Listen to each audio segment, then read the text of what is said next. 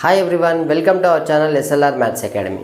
ఈ వీడియోలో మనం ఎంసెట్ గురించి మాట్లాడుకుందాం. అంటే ఎంసెట్లో మనం 2500 బిలో ర్యాంక్ రావాలంటే మనం ఏం చేయాలి, ఏ చాప్టర్స్ చదవాలి మ్యాథమెటిక్స్లో, అదేవిధంగా మనకి ఎన్ని మార్క్స్ వస్తే 2500 బిలో ర్యాంక్ వస్తుంది.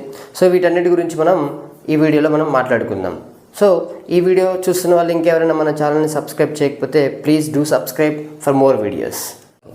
మనకి ఎంసెట్లో 2500 ర్యాంక్ బిలో రావాలి అని అంటే మనం ఎలాంటి స్ట్రాటజీని ఫాలో అవ్వాలో ఈ వీడియోలో మనం చూద్దాం. మనకి ఎంసెట్లో 2500 బిలో ర్యాంక్ రావాలంటే మనకి మార్క్స్ వచ్చేసి 80+ ఉండాలి. ఓవరాల్గా 160కి 80+ ఉండాలి. మరి ఈ 80+ ఉండాలని అంటే మన మ్యాథమెటిక్స్లో ఎన్ని రావాలి, ఫిజిక్స్లో ఎన్ని రావాలి, కెమిస్ట్రీలో ఎన్ని రావాలి అనేది ఒకసారి మనం మాట్లాడుకుందాం. సో ఇక్కడ మనం మ్యాథమెటిక్స్లో మనం 50+ టార్గెట్ పెట్టుకున్నాం అనుకోండి, అదేవిధంగా ఫిజిక్స్ కెమిస్ట్రీలో 25 ఈచ్ పెట్టుకున్నాం అనుకోండి, మనకి ఓవరాల్గా 100 మార్క్స్ అనేది మనం టార్గెట్ పెట్టుకున్నట్టు.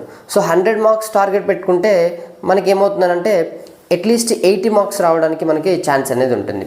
సో 80+ మార్క్స్ కనుక వచ్చాయనుకోండి, మనకి ఖచ్చితంగా 2500 బిలో ర్యాంక్ అనేది వస్తుందన్నమాట.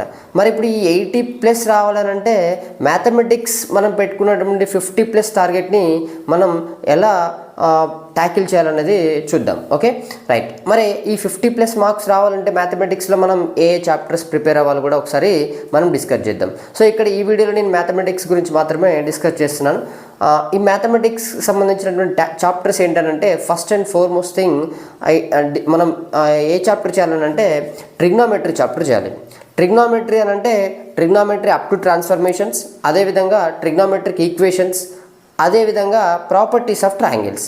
ఇక్కడ నేను ఐటీఎఫ్ని చేయొద్దు. ఐటీఎఫ్ చేయడం వల్ల మనకి ఏమవుతుందంటే ఐటీఎఫ్ నుంచి ఒక క్వశ్చన్ వస్తుంది.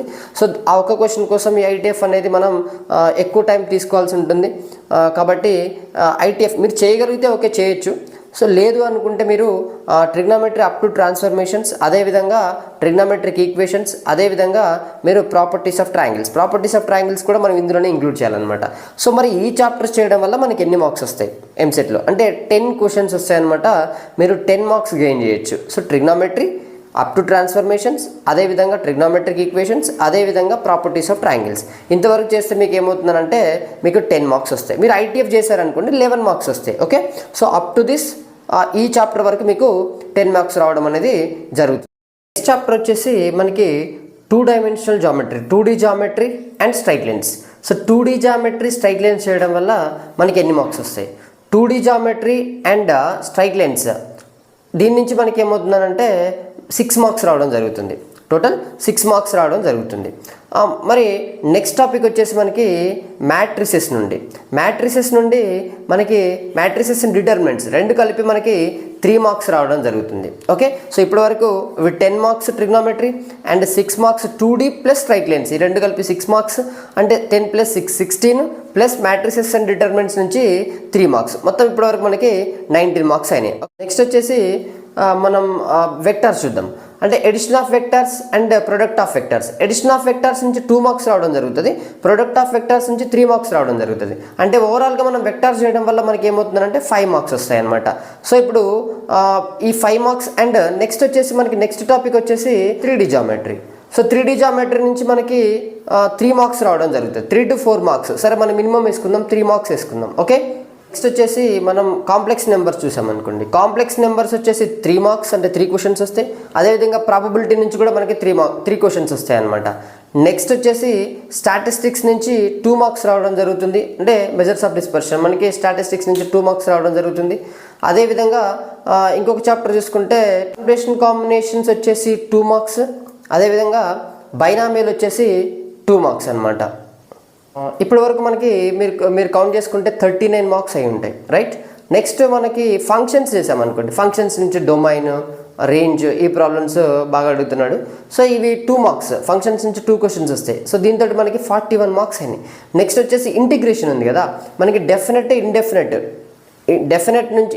నుంచి 3 మార్క్స్, డెఫినెట్ నుంచి 2 మార్క్స్. అంటే మొత్తం మనకి రెండు కలిపి 5 మార్క్స్ 5 క్వశ్చన్స్ ఇవ్వడం జరుగుతుంది అనమాట. డెఫినెట్ నుంచి ఇండెఫినెట్ నుంచి కలిపి మనకి 5 మార్క్స్ రావడం జరుగుతుంది. అదేవిధంగా డిఫరెన్షియల్ ఈక్వేషన్ నుంచి 2 మార్క్స్ రావడం జరుగుతుంది. నెక్స్ట్ అదేవిధంగా మనకి లిమిట్స్ అండ్ కంటిన్యూటీ నుంచి 2 మార్క్స్ రావడం జరుగుతుంది.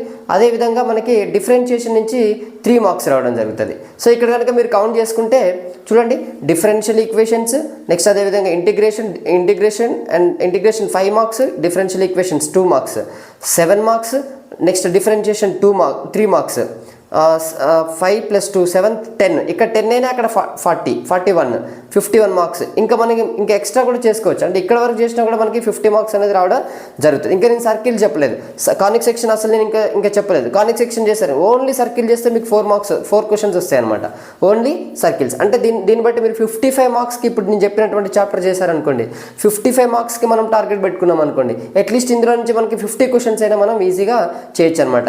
ఇంకా నేను కానిక్ సెక్షన్స్ చెప్పలేదు. సో ఇంకా కొన్ని చాప్టర్స్ ఉన్నాయి, వాటిని మనం పక్కన పెట్టేసాం అనమాట. సో ఈ చాప్టర్స్ వరకు చేసుకున్నా కూడా మనకి ఈజీగా 55 మార్క్స్కి మనం టార్గెట్ పెట్టుకుంటే 50 మార్క్స్ అని రావడానికి ఛాన్స్ ఉంటుంది. ఓకే.